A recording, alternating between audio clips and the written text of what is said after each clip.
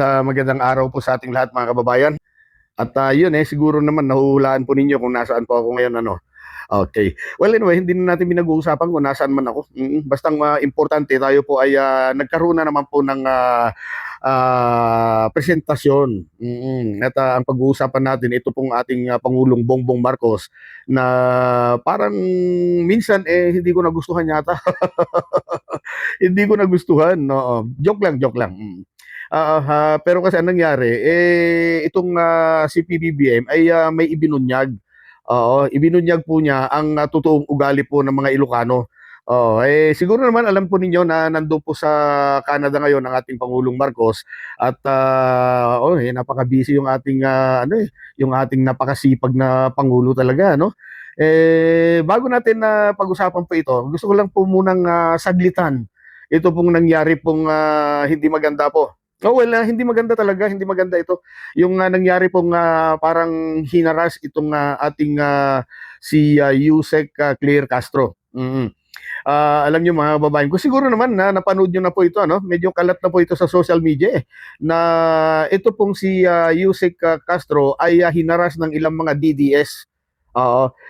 Ilan lang naman 'yan. Oo, kung titignan po na ito, may ipapakita ko sa screen ano. Tignan po ninyo yung picture na 'yan. Ilan lang naman po yung ano, yung mga DDS na 'yan kung ikumpara mo doon sa crowd na kasama po ng ating Pangulong Bongbong Marcos.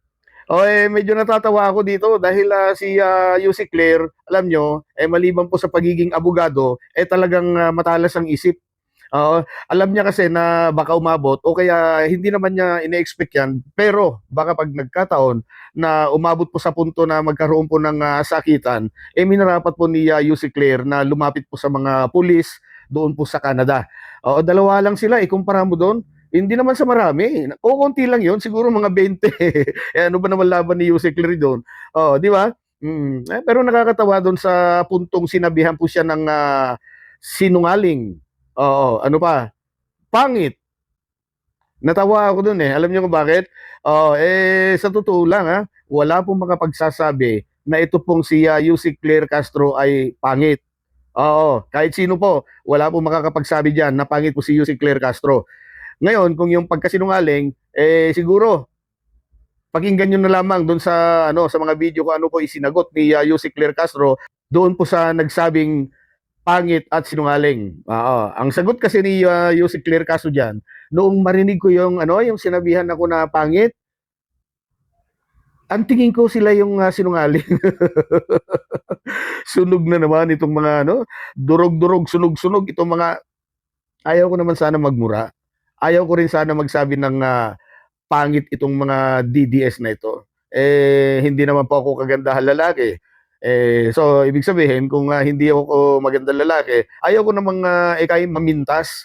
Oo, pero kung tutusin, kung ako lang tatanungin, sino ba ang pangit? Sila. O, hindi po sa physical.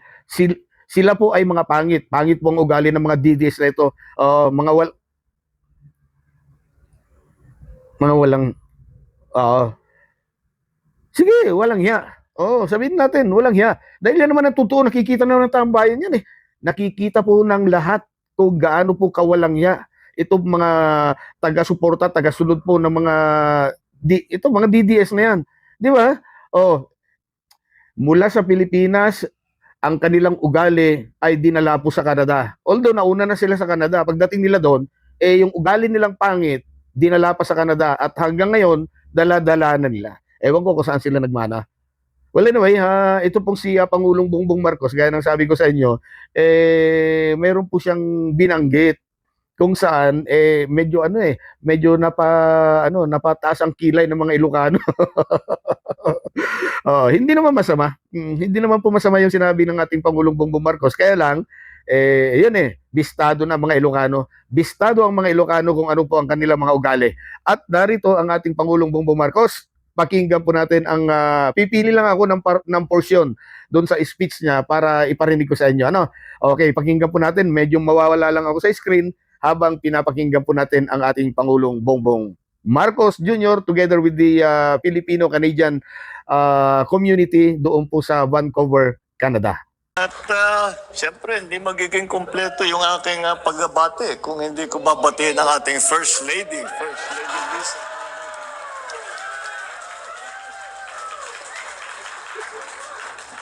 Laksan niyo yung sigaw para makapuntos ako.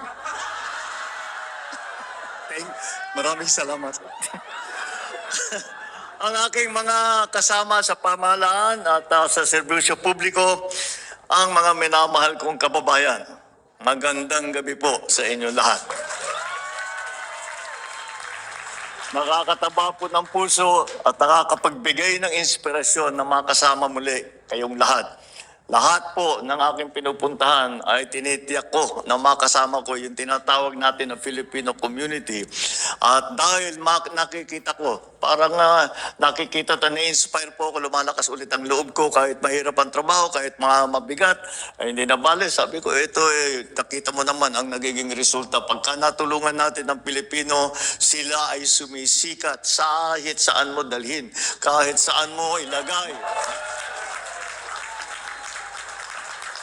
At ngayon, nandito hindi lang mga tiga Vancouver, kundi mga kababayan natin ang galing pa sa Victoria, Kelowna, Abbotsford, Surrey, Burnaby, Coquitlam, Langley, Delta, New Westminster, Fort St. John, Prince George, at iba pang mga syudad sa labas ng British Columbia.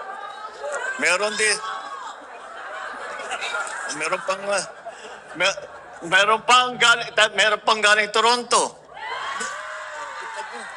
Meron galing Winnipeg, Alberta, Ottawa, Whitehorse in the Yukon,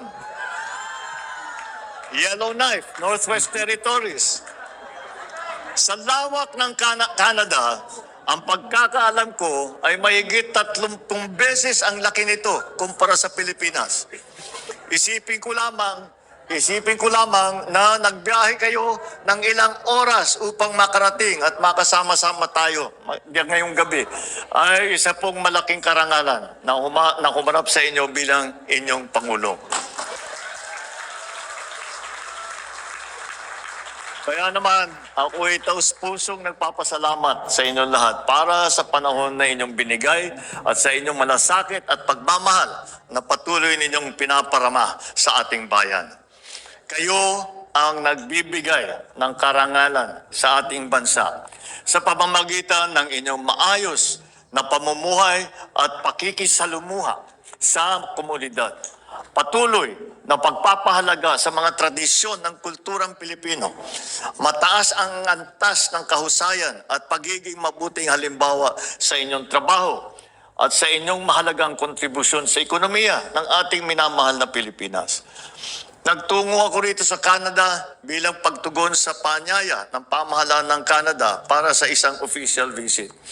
At habang nandito ako at kausap ko hindi lamang mga opisyal ng pamahalaan, kundi pati ang mga business leaders, yung mga namumuno ng mga malalaking korporasyon dito.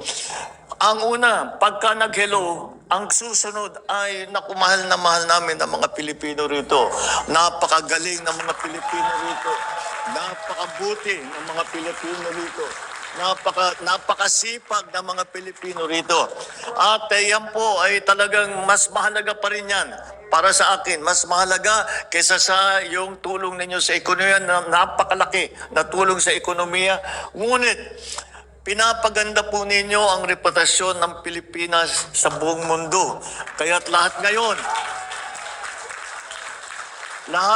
kahit saan kayo pumunta, dahil wala na akong napuntahan, matagal na akong umiikot, matagal na akong kung saan nakarating. Kahit saan ka pumunta, may Pilipino. At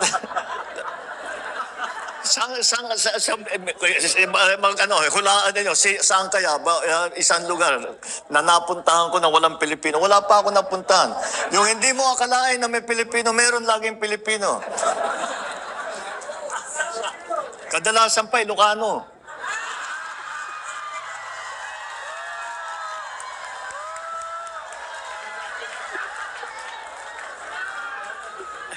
Kaya, noong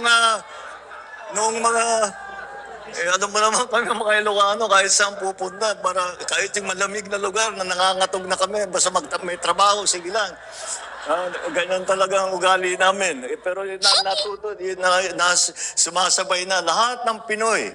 At talaga po, ay nakakatuwa. At hindi ko sinasabi, magaling ba yung Pilipino? Okay ba sila? Wala akong sinasabing ganun. Sila lang nagsasabi. Mahal na mahal namin ang Pilipino rito. At saka ang tingin sa inyo, hindi lamang kaibigan, kundi kamag-anak.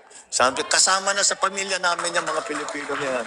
Kaya napakalaking pasasalamat ang inyong Pangulo sa inyong lahat. Dahil ay pinapatingkad ninyo ang pangalan ng Philippines sa buong mundo. Thank you very much. Alright, yan po ang talumpati ng ating ang saya, ano? Oh, ang totoo niyan, may dalawa pang kumanta diyan, kaya lang hindi ko na ipinarinig kasi masyadong mahaba. Mahigit 1 oras po yung video na ito. At ang saya. Oo, kung panoorin po ninyo sa RTBM, napakasaya po itong nangyaring ganyan. Yung meet and greet ba ang tawag nila doon? Hindi ko alam, basta meet and greet yata yan. Parang, yun na, meet and greet with the Filipino-Canadian community in Vancouver, Canada. So ayan po, maraming salamat po sa panonood. Huwag niyo pong kalimutang mag-like. At yung mga hindi pa nakasubscribe dyan, isubscribe nyo na rin yung ating YouTube channel. Please, maawa naman kayo. Bye-bye!